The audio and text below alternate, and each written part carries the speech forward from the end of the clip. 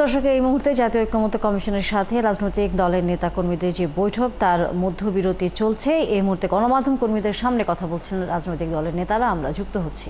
আজকে শুরুতে যে আলোচনাটা হয়েছে পুলিশ কমিশন গঠন নিয়ে, আমরা বলেছি নীতিগতভাবে পুলিশ কমিশন গঠন করা দরকার।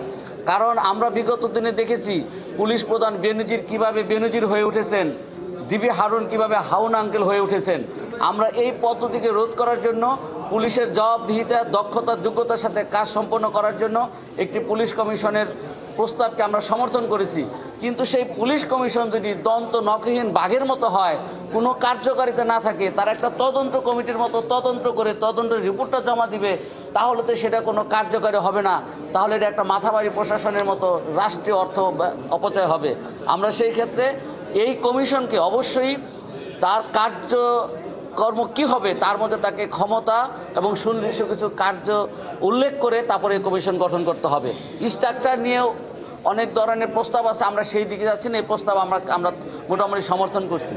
দ্বিতীয়ত যে বিষয়টা নিয়ে আলোচনা হয়েছে রাষ্ট্র পরিচালনার ক্ষেত্রে যে 4 মূলনীতি, আমরা এখানে সুস্পষ্ট গত 21 তারিখে এই কমিশনের কাছে বিপ্লবী ওয়ার্কার্স পার্টির পক্ষ থেকে আমরা একটি প্রস্তাব উত্থাপন করেছি। যে প্রস্তাব নিয়ে আজকে এখানে আলোচনা হয়েছে, আমরা বলেছি মহান মুক্তিযুদ্ধের মধ্য দিয়ে আমাদের যে রাষ্ট্র পরিচালনার যে 4 মূলনীতি লিপিবদ্ধ ছিল, 5ম সংশোধনীর পর যেটা সংশোধনী আকারে যেটা আছে সেইটাকে আমরা রাখার পক্ষে। কিন্তু এই যে হাউজের যতগুলি রাজনৈতিক দল, এটা অনেক মৌলিক বিষয়। এই মূলনীতির উপর ভিত্তি করে রাজনৈতিক দলগুলির রাজনৈতিক চরিত্র কী হবে, দলের চরিত্র কী হবে। সুতরাং এখানে বামপন্থী, ডানপন্থী, ইসলামপন্থী, মধ্যপন্থী, উদারপন্থী অনেক রাজনৈতিক দল আছে। তাদের রাজনৈতিক এজেন্ডা আছে, রাজনৈতিক চরিত্র এবং দলের চরিত্র ভিন্নতা আছে। সেক্ষেত্রে বহু বিভক্ত এবং মীমাংসা সম্ভব না।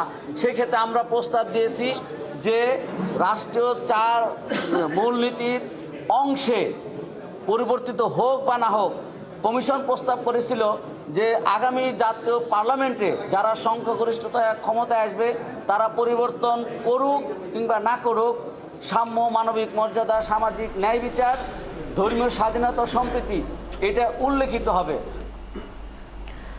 দর্শক, আমরা এতক্ষণ সরাসরি রাজনৈতিক দলের নেতাদের বক্তব্য শুনছিলাম জাতীয় ঐক্যমত্য কমিশনের সাথে তাদের যে বৈঠক চলছিল তার মধ্যবিরতির মাঝে।